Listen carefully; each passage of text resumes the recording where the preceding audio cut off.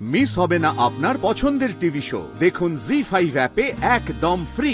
নিচার ঘরে ঢুকে কারসাজি করে যাতে আমাদের পুড়িয়ে মেরে ফেলা যায়।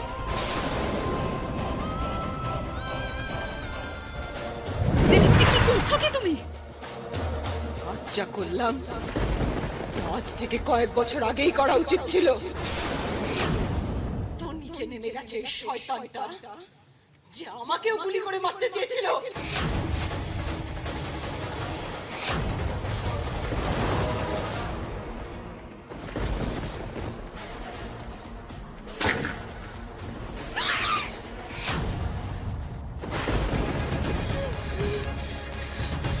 এই পুত্রকে আমি অন্ধের মধ্যে বিশ্বাস করেছি, ফুলকিকে সহ্য করতে পারতাম না। ভাবতাম ও আমার মেয়ের সংসারটা ভেঙে দিতে চেয়েছে।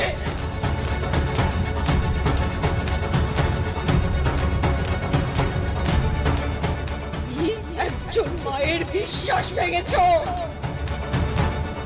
ঈশ্বর তোমাকে ক্ষমা করবেন না।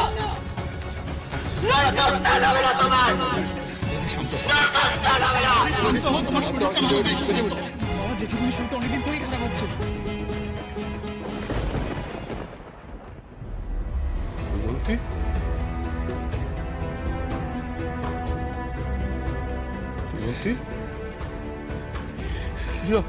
তোমার মাস্টারমশাই, আপনি বৌদিকে ঘরে নিয়ে গিয়ে শুয়ে দিন, আমি ওষুধ আর ইঞ্জেকশন নিয়ে আসছি।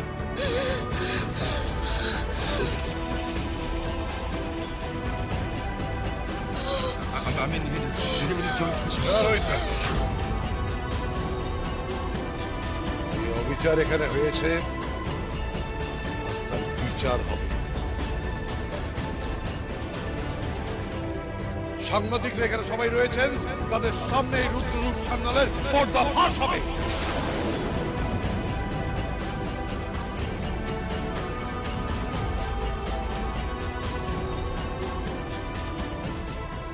নবাবগঞ্জের মানুষ জানো কোন শয়তানকে তারা সমর্থন করেছে, তারা কিভাবে দিনের পর দিন ঠকছে সেটা তারা জানো।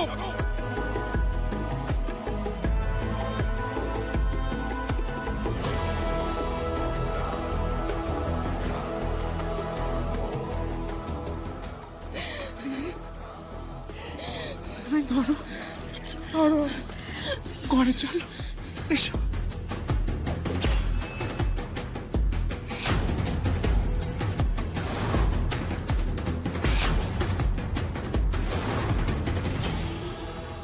এসো এসো।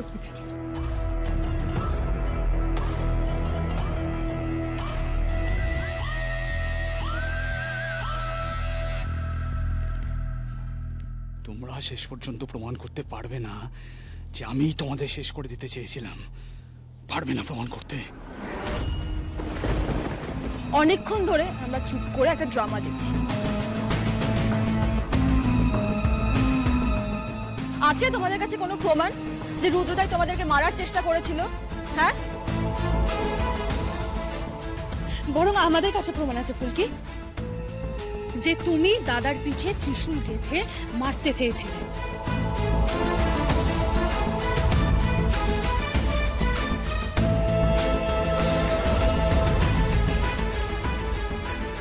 কিন্তু এটার কোনো কমপ্লেন আমরা রেজিস্টারই করতে পারিনি, কারণ বৌদি সেটা করতে দেয়। সাংবাদিকদের সামনে তো এগুলো বলতে হবে, তাই না? বেশ করেছি, বেশ করেছি তোমার দাদার পিঠে ত্রিশূল দিয়ে আঘাত করে। জামাই বাবুর মতো নসুরকে আর কিভাবে বধ করা যায় বলো তো? শোনো ফুলকি, বাড়াবাড়িটাকে না চরম পর্যায়ে নিয়ে চলে যাচ্ছ। সহ্যের একটা সীমা আছে। এখানে উপস্থিত সবার মতো আমিও জানতাম তোমরা দুর্ঘটনার শিকার হয়েছো। তোমরা বাড়ি ফিরে এসছো খুব আনন্দের। কেন শুধু শুধু মিডিয়ার সামনে আমাকে কোণঠাসা করছো? মিথ্যে কথা বলে এই সিম্পাথি কার্ড প্লে করে কি লাভ হচ্ছে তোমার?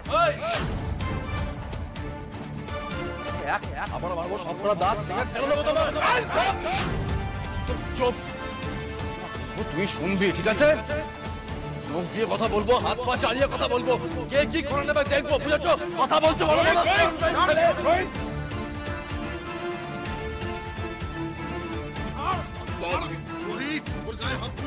সহানুভূতি আদায় করতে দিস না।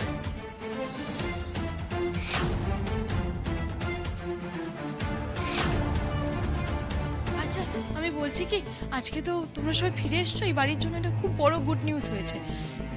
এই সাংবাদিক সম্মেলনটা আমরা শেষ করি, তারপর তোমরা একে অপরের সাথে কথা বলে এই ভুল বোঝাবুঝিটা মিটিয়ে নাও প্লিজ। ভুল বোঝাবুঝি? কোনো ভুল বোঝাবুঝি তো হয়নি।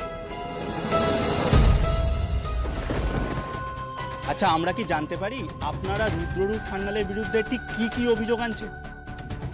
অভিযোগ নাম্বার 1, জামাইবাবু নিজের অপরাধ থাকার জন্য ক্রমশ মিথ্যে কথা বলে গিয়েছে। আমার আর স্যারের সম্পর্ক নিয়ে মিথ্যে বদনাম করেছে, যাতে আমরা জামাইবাবুর বিরুদ্ধে খুনের অভিযোগ না আনতে পারি। সব প্রমাণ নষ্ট করে দেবে বলে আমাদের কোনো সংযোগ সরানো হয়েছিল।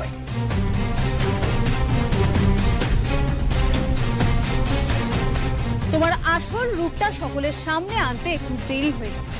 এই যা বড় বড় কথা বলছিস, দাঁড়িয়ে দাঁড়া। এই ঝিনুক আর ফুলকি আমার উপর কম অত্যাচার করেছে, ভুলে গেছিস সেটা? তোর পেয়ারের লোক বলে, তাই না? আমি কিন্তু কিচ্ছু বলিনি। এরা দুজনে মিলে আমাকে চাবুক পর্যন্ত মেরেছে। আজকের সম্মেলন এখনই শেষ করুন সবাই। বুঝতেই পারছেন এনাদের এখন ব্যক্তিগত মুহূর্ত প্রয়োজন। না, সাংবাদিকরা সবটা জানুক, আমাদের তো লুকোনোর মতো কিছু নেই। তবে রুদ্ররূপ সান্যালের দুর্বলতা সবার সামনে বের হয়ে গেলে ওর ভাবমূর্তিটা তো নষ্ট হয়ে যাবে।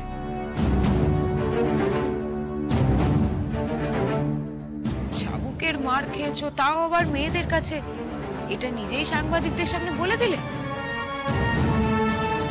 তোমার ভাবমূর্তি তো গেল রুদ্ররূপ সান্যাল। মিথ্যা ভাবমূর্তি নিয়ে দাঁড়িয়ে আছে, যেমন ঈশিতা সাদা শাড়ি পরে দেখাতে চাইছে ও আমার জন্য শোক পালন করছে। আদপেও তাই নয়, সব মিথ্যা। ওর চিন্তা ভাবনা অন্য কিছু, ও সব কথা ধামাচাপা দিতে চাইছে। অনেকক্ষণ ধরে থাম তুই। ফুলকি তো অভিযোগগুলো করছিল, কথাগুলোকে শেষ করতে দে। জামাইবাবুর হাত পা বেঁধে একটা গুদাম ঘরে বন্দি করে রাখা হয়েছিল।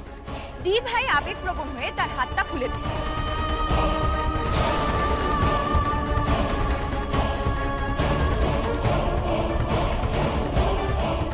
আর তারপর উনি ওখান থেকে সোজা আড়াবাড়ি নিবাসে এসে নিচার ঘরে ঢুকে কারসাজি করে, যাতে আমাদের উড়িয়ে মেরে ফেলা যায়।